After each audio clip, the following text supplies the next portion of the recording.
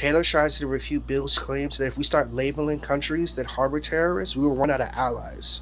This depiction of a possible negativity that will come to follow as we accept the course of actions that Bill suggests creates the slippery slope fallacy.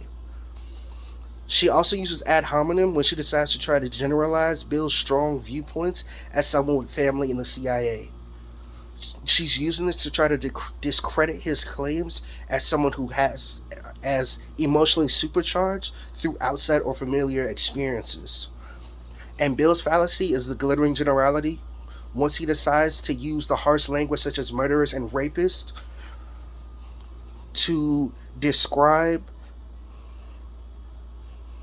once he decides to use harsher language such as murderers and rapists, those emotionally supercharged words create to almost try to impact the severity and almost gather more support.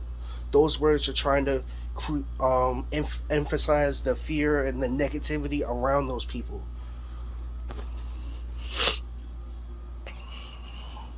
So I think those words, those are meant to gather more support behind them.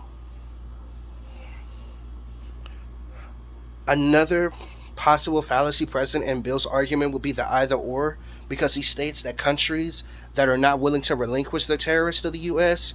are on the side of the terrorists.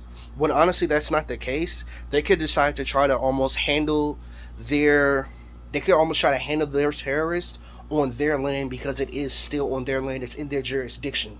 So with them relinquishing that, it's almost like a relinquishing of power to the public eye as well. And I feel like with not necessarily focusing on that viewpoint, that's where the fallacy actually comes to lie. It's just almost ignoring another viewpoint.